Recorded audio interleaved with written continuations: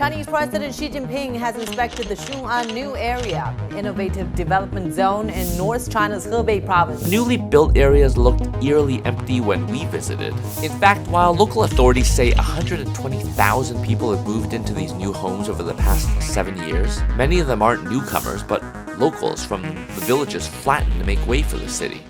China's just built the world's most futuristic city, Xiang'an, but after spending $93 billion, this megacity's failing. Just so you understand this outrageous cost, it's the equivalent of owning 26 teams in the NFL. Xiang'an was designed to be the blueprint for future cities, a dream city crafted with the ambition to ease Beijing's congestion, fuel technological innovation, and showcase environmental sustainability. Launched by President Xi Jinping with an ambitious vision, Xiang'an was supposed to be the answer to Beijing's overcrowding nightmare. The goal? A new urban hub housing millions by 2035. But despite this massive investment, Xiang'an is failing in spectacular fashion to achieve its main goal. Even with the city boasting a modern skyline and massive investment, one would think the megacity would be drawing in people by the thousands. But Xiang'an remains strangely empty. This begs the question, where are the millions that were promised? From its groundbreaking in 2017, this megacity was supposed to relieve Beijing's strain by relocating government offices, state-owned companies, and research centers to its gleaming new streets, drawing in millions of residents with its seamless commuting, thriving businesses, and a greener, more efficient environment. A place where innovation would thrive, leaving Beijing's mess behind. The infrastructure's in place, but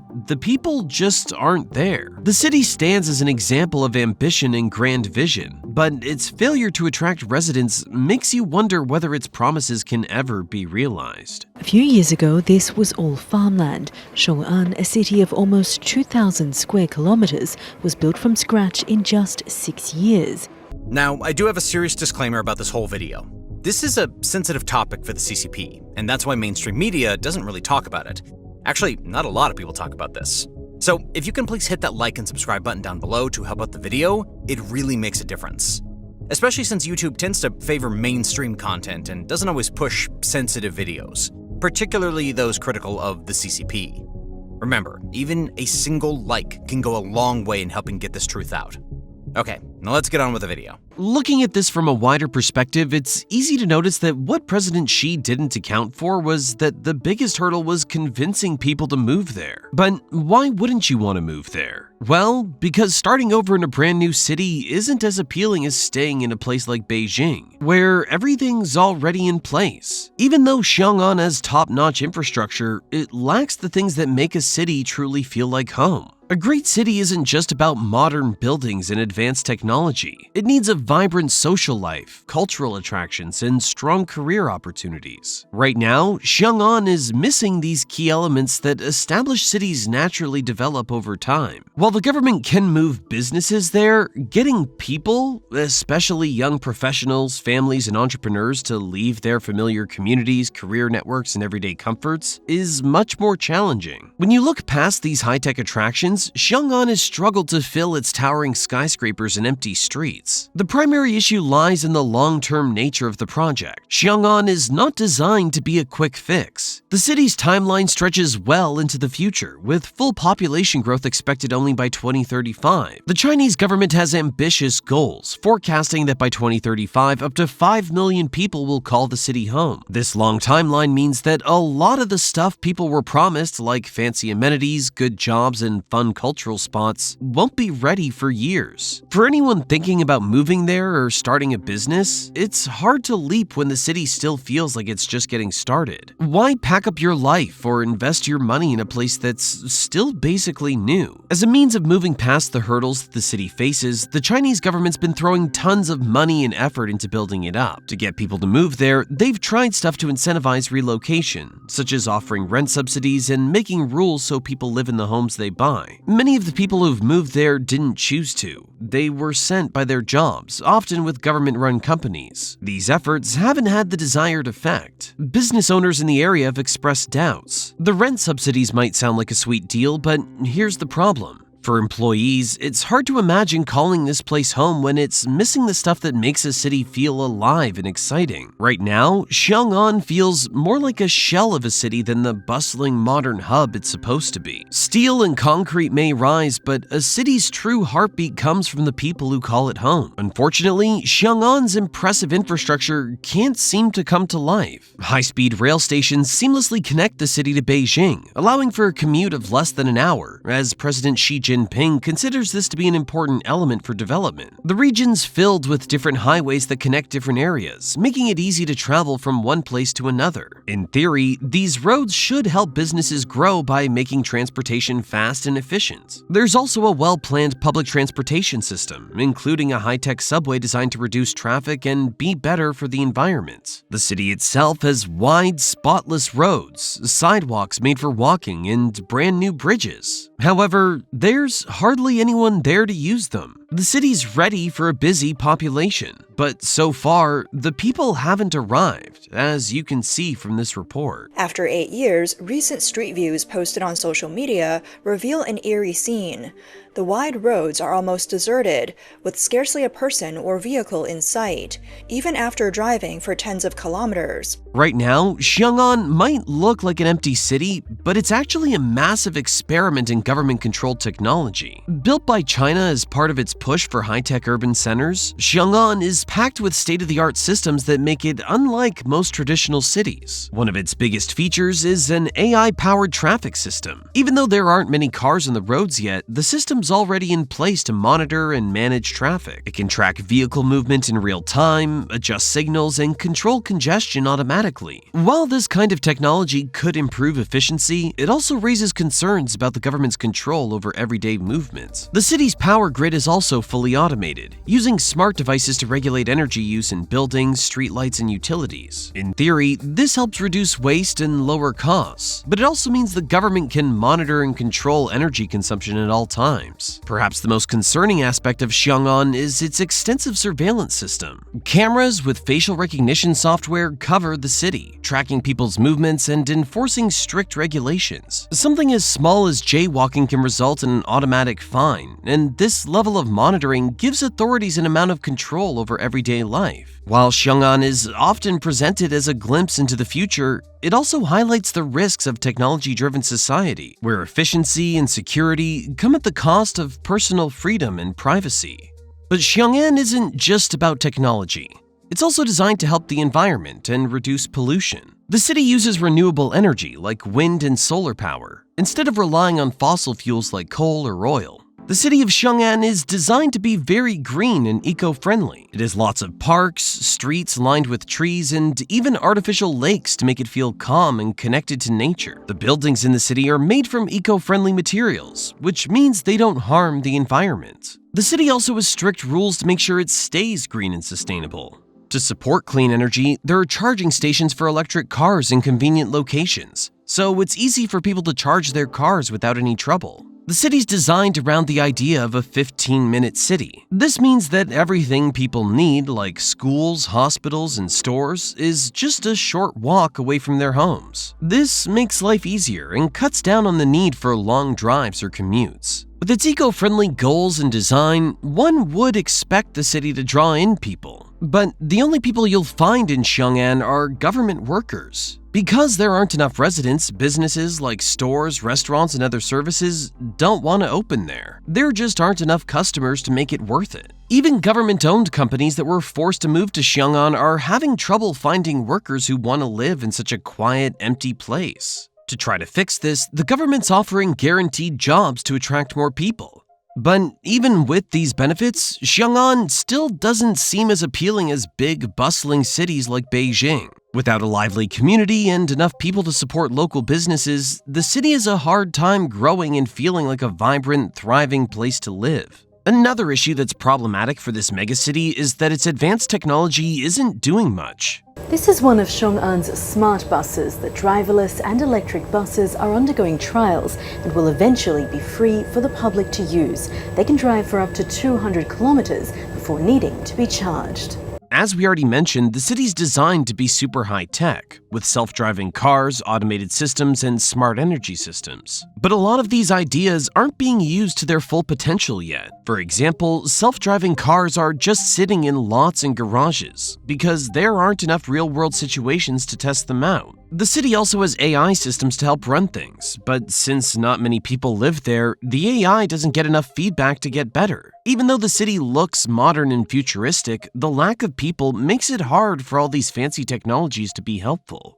Xiang'an's problems are bigger than just failing to attract people. They show a bigger issue with how China builds new cities. China's way of planning cities focuses on building big projects first rather than letting cities grow naturally based on people's needs. This is one reason why Xiang'an's struggling. Most successful cities grow over time as businesses and people move in naturally. But Xiang'an was built from the top down with the hope that people would come once everything was set up. However, people don't just move somewhere because the government tells them to. Xiang'an's failure to attract enough people to support itself shows the problems with this kind of forced development. One big reason why Xiang'an hasn't attracted many people is that it feels empty and lifeless. A city isn't just about buildings and roads. It needs energy, entertainment, culture, and a strong community to feel alive. Cities that grow naturally over time develop these things on their own as people create traditions, businesses, and gathering places. But Xiang'an was built by the government from scratch without much thought about what makes a city fun and welcoming for people. Unlike Beijing, where centuries of history blend with modern dynamism, Xiang'an feels like a sterile development project. Adding to the struggle is the city's lack of immediate social and cultural appeal. Young professionals and families usually want to live in places that offer more than just jobs. They look for fun things to do, a lively social scene, and a strong sense of community. Right now, Xiang'an doesn't have much of that, which makes it hard to attract the people it needs to grow. Because of this, the city hasn't developed the busy, exciting atmosphere that makes a place feel alive. Instead, Xiang'an's been called a ghost town, with empty streets and not much happening. Without more people moving in and bringing life to the city, it's difficult for it to truly grow. The CCP has thrown tons of money into Xiang'an, giving out tax breaks and even forcing some government workers and offices to move there. But even with all these perks, the city hasn't been able to build a strong, lively economy. For a place to grow, it needs natural demand, lots of private businesses, and a job market powered by fresh ideas and risk takers. The government expected businesses to flock to the new area simply because of state directives. However, major corporations have been reluctant to relocate to a city without a proven economic ecosystem. Unlike Shenzhen, which became a huge success because it had a free market system and was close to Hong Kong, which helped it grow. But Xiang'an is a government-run project, not exactly a hotspot for business opportunities. Most of the jobs there are tied to state-controlled industries, so there's not much room for private companies. And without those kinds of jobs, professionals and workers don't see much reason to pack up and move there. It's missing the spark that makes a city truly exciting and full of opportunities. China's cities grew big and successful in the past mostly because of natural business growth. Take Shanghai, for example. It grew into a massive economic powerhouse thanks to its booming financial scene and its global connections. It wasn't because the government pushed it to happen. It just naturally took off on its own. Xiang'an, though, is different. It's a city built because the government said so, not because it grew naturally or had real economic pull. No matter how much money the government throws at it, you can't make people want to live somewhere if there aren't real jobs or opportunities to build a life. Getting private companies to invest in Xiang'an is a different challenge altogether. These companies know moving to a brand new city with barely any business going on is risky. The government's pushing large state-owned companies to move to Xiang'an, but private businesses, which are key to a strong economy, aren't as excited about it. Both Chinese and international companies understand that successful cities grow because people and businesses want to be there, not just because the government tells them to. Shenzhen's a famous example of a planned city done right. It started as a small fishing village but grew into a major tech hub because of market reforms in the 1980s. Businesses and skilled workers flocked there due to special economic policies. Xiang'an, however, is a different story. Instead of growing naturally, it was designed entirely by the government, with the expectation that it would succeed because officials said so. This highlights a key problem with China's urban planning. The government can quickly build roads and buildings, but real communities with thriving economies can't just be ordered into existence. Shenzhen remains a good example. Another reason for its growth was its factories and great location. Xiong'an doesn't have those advantages. Why would companies leave cities like Beijing or Shanghai, where they already have everything they need? Good infrastructure, lots of customers, and global connections. It just doesn't make sense for them to pack up and move. The CCP's attempt to dictate economic relocation through government fiat has failed. Private businesses make decisions based on profitability, workforce availability, and market potential, not political slogans. Without a vibrant business environment, Xiong'an remains a hollow shell of a city with little economic traction. Forced relocations have proved to be another major flaw for this megacity. Instead of attracting people organically, the government's attempted to populate the city by moving state employees there against their will. Workers from Beijing-based state agencies have been ordered to relocate, but many resist or find ways to avoid the move. People want to live in cities where they can build relationships, engage in social activities, and have a sense of belonging. Forcing workers to move without asking them doesn't build a strong community. Instead, it just makes people who don't want to be there and see Xiong'an as a temporary job spot, not a real home. Historically, successful cities have developed through voluntary migration, economic opportunity, and social vibrancy. Xiong'an, by contrast, is an imposed project with no organic draw. It's a manufactured environment without the natural rhythms of urban life. Even government employees who are expected to live in the city often go back to Beijing on weekends. This shows that the city hasn't been successful in making people feel like they want to stay there long term. Moving past history, China's economy is slowing down, and this is affecting Xiong'an's chances of success. China used to be the fastest growing major economy, but now it's dealing with slower GDP growth, less consumer confidence, and more debt. The real estate market, which was a big part of China's growth, is in trouble. Big companies like Evergrande and Country Garden are failing to pay their debts. Because of this, developers and private businesses are scared to invest in Xiong'an, worried they might not make a profit. In the past, people would invest in real estate, hoping prices would go up. But now they're being more careful because they realize just building something doesn't guarantee people will buy or use it. After economic concerns, China's demographic crisis further undermines Xiong'an's viability. The country's population is aging rapidly, and birth rates have fallen to historic lows. This demographic shift means fewer young professionals are available to drive urban growth. People who could move to Xiong'an often choose to go to big, busy cities like Shanghai, Shenzhen, or Beijing instead. These cities have lots of jobs, existing cultures, and connections to other countries. If Xiong'an doesn't attract enough talented people, without a large mass of skilled workers, Xiong'an risks becoming an underpopulated experiment instead of a busy, successful city. The massive cost of building Xiong'an wasn't just financial. It also involved clearing out huge areas of land, which forced entire villages to be destroyed. Thousands of people who'd lived there for generations were suddenly kicked out of their homes. They had no real choice but to take the government's compensation packages, which were supposed to help them start over. However, the money they received often wasn't enough to buy a new home or find a new job. Farmers had their land taken away, and since farming was the only way they made money, they were left with nothing. Small business owners also suffered because their shops were destroyed to make room for big office buildings and expensive new projects. But even after all that, many of these new buildings are still empty. The Chinese government said this was necessary to help the country's economy grow. However, for the people who lost everything, it felt like they were being pushed aside with no place to go, becoming frustrated as disaster was about to strike. In 2023, when heavy rain started pouring, Chinese officials made a tough and deliberate decision. Evacuating residents, assisting trapped people to leave. According to the latest report sent by the station's reporter this The continuous morning. heavy rain that started on the night of September 2nd has caused the water level of the Luoxi River in Gaoping District, Nanchang City, Sichuan, to rise. Instead of letting the floodwaters spread out on their own, they chose to direct the water to nearby villages and farms on purpose. They did this to keep Xiong'an's buildings, roads, and other important structures safe. This decision destroyed the livelihoods of thousands. Families who had already lost their homes once were now seeing everything they had left, their land, businesses, and new homes, disappear under rising floodwaters. The reason? The government decided to flood their towns to protect a city that hardly anyone even lives in.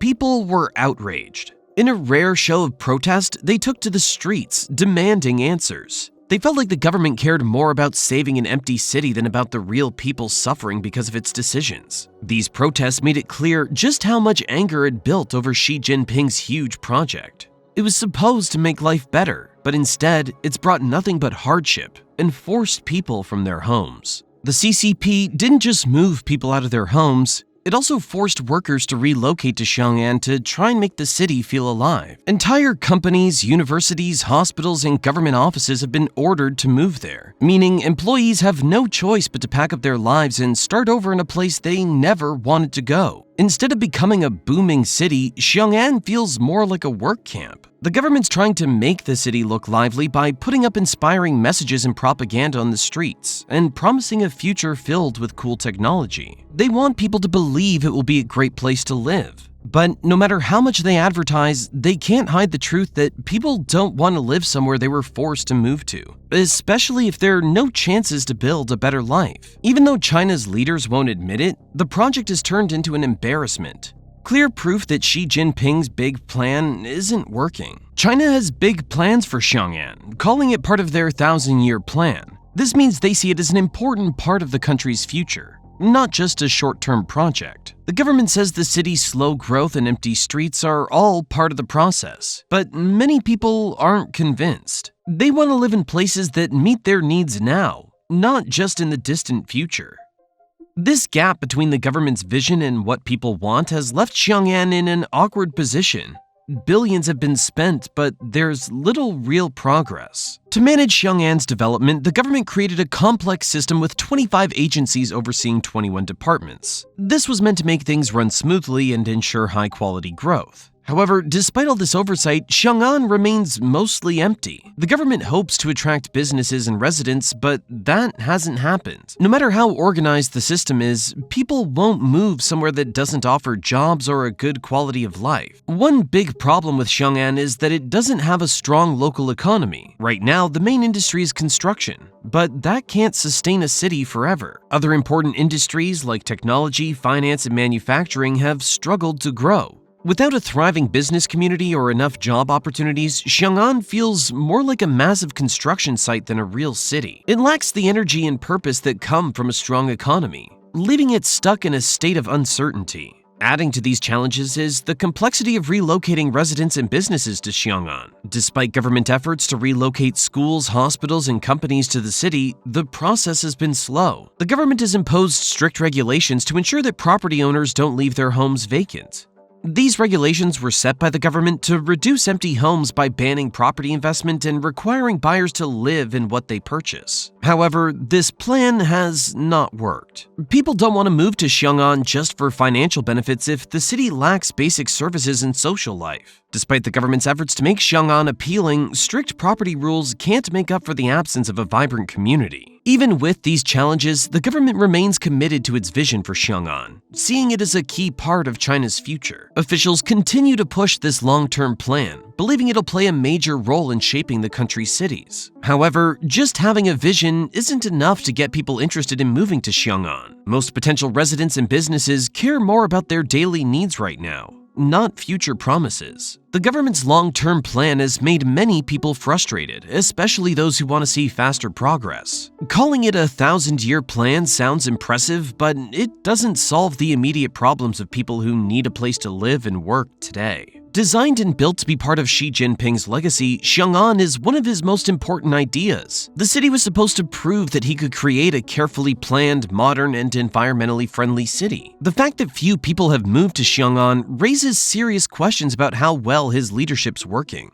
If a major project fully supported by the government is struggling, it makes people wonder about China's ability to manage its economy through government control. The problems in Xiang'an show the bigger challenges Beijing faces when trying to reshape the economy and population through political decisions. Additionally, the economic reasons to move to Xiang'an aren't very convincing. The government's tried to attract businesses and people by offering job incentives, but these efforts have mostly failed. Business owners are worried about the city's lack of established supply chains and customer markets. Workers are hesitant to move their entire lives to a city that doesn't have a clear economic identity beyond government orders. Xiang'an's empty towers are symptomatic of China's broader real estate crisis. Across the country, there are ghost cities and modern urban areas with empty apartment buildings. A well-known example of this is the Ordos, located in Inner Mongolia, where thousands of homes sit vacant because not enough people have moved in. This has created serious financial problems for real estate developers and local governments, who invested a lot of money in these projects, but are now struggling with debt and falling property values. Now Xiang'an faces a similar risk. If it fails, it could become China's most expensive and embarrassing ghost city yet. Meanwhile, China's economy is already struggling with slowing growth, an aging population, and a weakening real estate market. The country can't afford to keep spending money on projects that don't create real economic benefits.